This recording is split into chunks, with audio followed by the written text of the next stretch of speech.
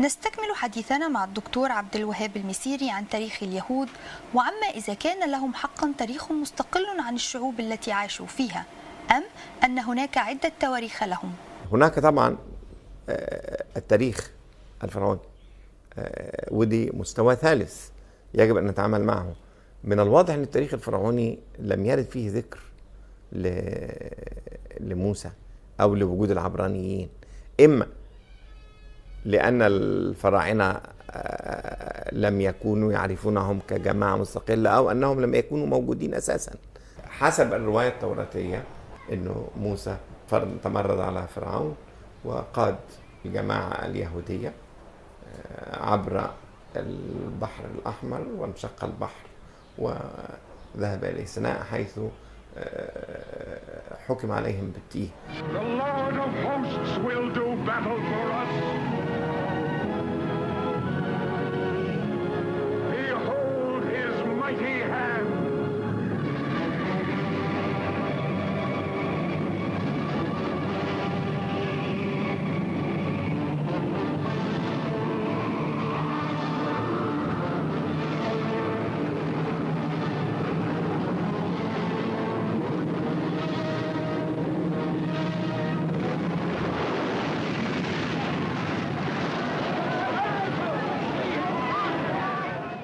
حسب الرواية التوراتية كان الإله قد وعدهم، وعد إبراهيم ووعد إسحاق ووعد يعقوب بأرض الميعاد، فكان المفروض أن يقود موسى هذا الشعب إلى أرض الميعاد اللي هي أرض كنعان ويدخلها.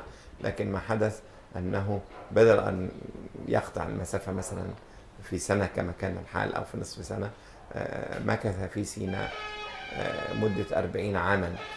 في 40 عاما هذه ذهب موسى إلى جبل سيناء وتلقى الوصايا العرش، وحينما عاد وجد أن الجماعة اليهودية هذه تقوم بعبادة العجل الذهبي، وهذه إشكالية أخرى داخل التراث، أنهم كانوا دائما حسب الرواية التوراتية نفسها يرتدون إلى شكل من أشكال الوثنية.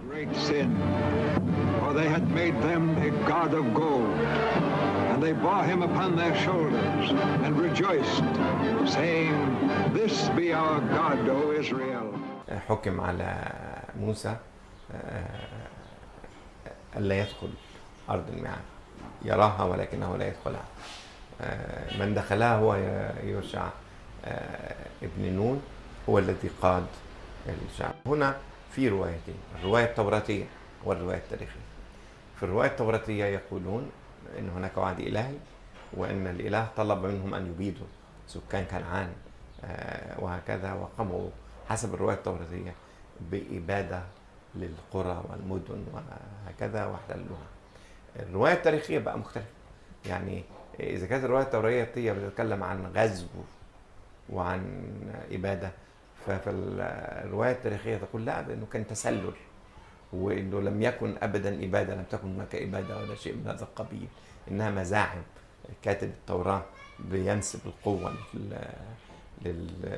لهذا الشعب المقدس أو هذا الشعب المختار، طبعا مما له دلالته إنه هذه القوة تأخذ أو هذه القداسة تأخذ شكل إبادة.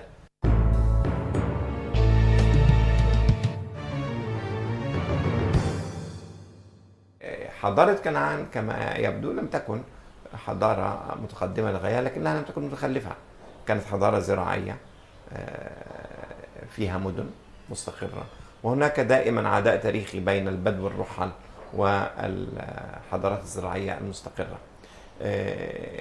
إذا أخذنا بنظرية التسلل هذه، فهي تمت عبر عشرات السنين. العبرانيين امتزجوا بهؤلاء ولم يتسللوا ولم يغزوهم، امتزجوا بالتدريج، اكتسبوا كثير من الأشكال الحضارة الكنعانية، إلى درجة أنه بعض المؤرخين يقولون أن ما يسمى بالحضارة العبرانية هي في الواقع الأمر الحضارة الكنعانية. الحضارة الكنعانية كانت تدور في فلك الحضارة المصرية. أول إشارة للعبرانية في التاريخ كانت أحد حكام كنعان التابعين لمصر بيكتب خطاب استغاثة لحاكم مصر يطلب منه إرسال جنود لمحاربة الخبيرة. الخبيرة هذا مرة أخرى مصطلح في غاية الغرابة، إذ يقرنه بعضهم بالعبرانيين. الخبير هم الهيبروز العبرانيين، لكن معنى كلمة خبير متعدد الدلالات. فمن ضمن معانيها مثلا هو إنسان مرتزق، من ضمن معانيها إنه جنس محدد، لكنها أيضا وظيفة، أنهم بدو رحل، يعني متعدد الدلالات. وربما هذا يعود إلى أنهم كانوا بدو رحل يأخذون في طريقهم كل ما ينضم إليها. وحتى هناك إشارة في التوراة إلى أنهم حينما خرجوا من مصر كانوا لفيفا، يعني لم يكونوا عنصرا عبرانيا، انضم لهم من انضم من العناصر الخارجة على المجتمع المصري. استقرارهم في كنعان تم في نفس الوقت اللي كان الفلسطينيون، وهي ترجمة لكلمة فلسطينز. الفلسطينز دول من شعوب البحر. شعوب البحر فين يا فندم؟ ما دي برضه ما هي إشكالية، ما العالم التاريخ القديم هذا مليء بالإشكالية. ما هي من أين جاءت شعوب البحر؟ لا يعرفون. هناك نظرية تقول أنهم أتوا من آسيا الصغرى، لكن الأكثر ترجيحا أنهم جاءوا من كريت والجزر اليونانية. لماذا هاجروا في ذلك الوقت وأدخلوا الرعب على قلوب الشعوب أو الأقوام التي كانت تقيم في الموانئ حوض البحر الأبيض المتوسط؟ غير معروف. لما وصلوا إلى مصر وقام فرعون مصر بصدهم، فحتى صدهم عن مصر جعلهم ينتقلون إلى فلسطين. وكان يبدو أنهم كان عندهم تكنولوجيا بحرية متقدمة بعض الشيء، لكن من الخزف الذي تركوه من الواضح أنهم لهم أصول يونانية. الفلسطينيون احتلوا الساحل، ودي إشكالية طبعا بتجابه كثير من الإسرائيليين الآن، إنه الساحل لم يكن أبدا جزء من مملكة داود أو سليمان أو الممالك اليهودية التي تبعتهما بعد ذلك. فحينما يرددون الدعاوي التاريخية أن هذه كانت أرض يهودية أو كذا، هذه الدعاوي لا تنطبق على الإطلاق على الشريط الساحلي بأسره. الشريط الساحلي من أوائل العريش إلى قرب لبنان، يعني يضم حيفا ويافا وأجزاء من تل أبيب وعكا، كل الشريط الساحلي بتاع فلسطين.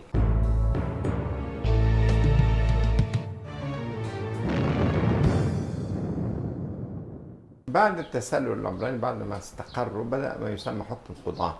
والقضاة هنا بتعني شيوخ قبائل. في الوقت ده المعنى الدقيق انه شيوخ قبائل، وانه طريقة الحكم هناك كانت ان شيوخ القبائل بيعقدوا مجلس كبراء وهو اللي بيقرر الامور، كما هو الحال في كثير من التشكيلات البدوية.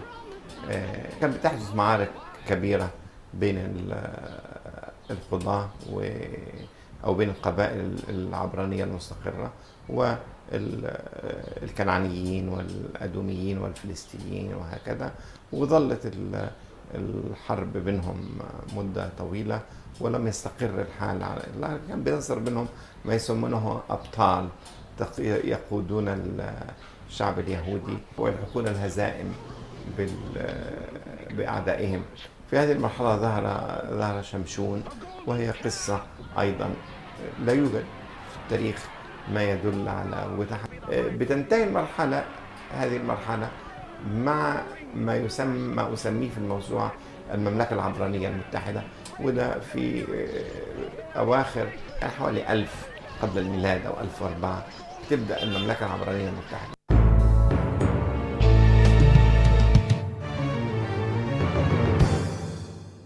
ما هي المملكة العبرانية المتحدة؟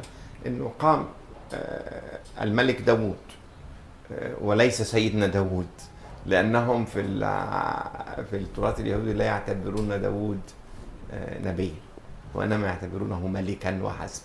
ودي مسألة. ونفس الشيء بالنسبة لسليمان، بالنسبة لنا هو سيدنا سليمان نبي، أما بالنسبة لهم فهو ملك. يجب أن احنا نعرف هذه الفروق. داود قام بتوحيد القبائل لحد ما، لأنه كان القبائل بينها حروب ونزاعات أيضا. دي مسألة مهمة جدا، لأنه بيقدم تواريخ جماعة اليهود على أنها تعبر عن جوهر يهودي متحد متماسك وإلخ إلخ. لا، كان في مذابح تمت، وحتى في إحدى المذابح كانوا يأتون بالعبرانية ويطلبون منه أن ينطق كلمة بالذات. اللهجة بتاعت هذه القبيلة كانت تجعلهم ينطقون الكلمة بطريقة معينة فيقتلونه إن لم ينطقها بدقة.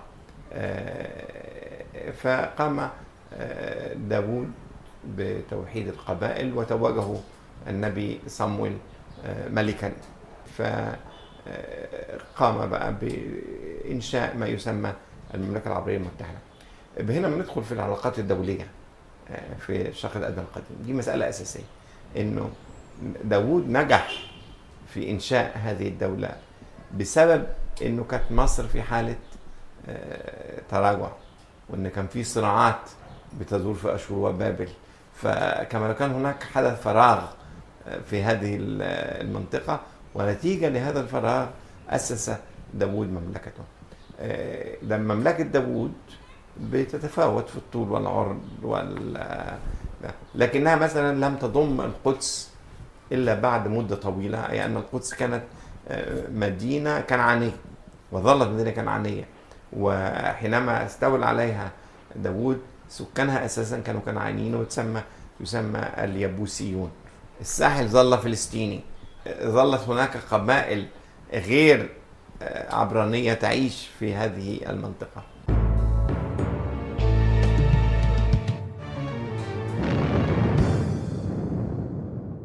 مرة أخرى بنجد أن داود شخصية غريبة الشكل، يعني بيرتكب أفعال غير أخلاقية. يعني مثلا مرة رأى سيدة جميلة اسمها بتشيبع، وهي زوجة أحد قواده أوريا الحوري، فاشتهاها، فرآها عارية بتستحم، فأرسل زوجها للجبهة حتى يتخلص منه كي يفوز بهذه المرأة. بنجد أن داود التوراتي هذا ملك سيء الخلق، ومع ذلك الإله يتحيز له. الإله في التصور الوثني غير الإله في التصور التوحيدي، ومن ثم فهو لا يعاقب هذا الملك الفاجر على إطلاقه أنه متحيز له وهو حر.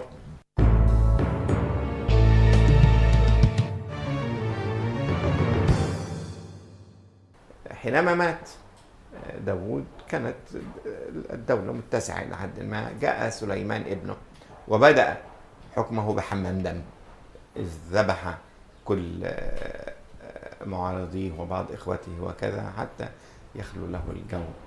الرواية التوراتية تبين أنه ملك عظيم وأنه كذا وكذا وكذا، بينما الوقائع التاريخية تدل عكس ذلك. في بأواخر عصر سليمان بدأ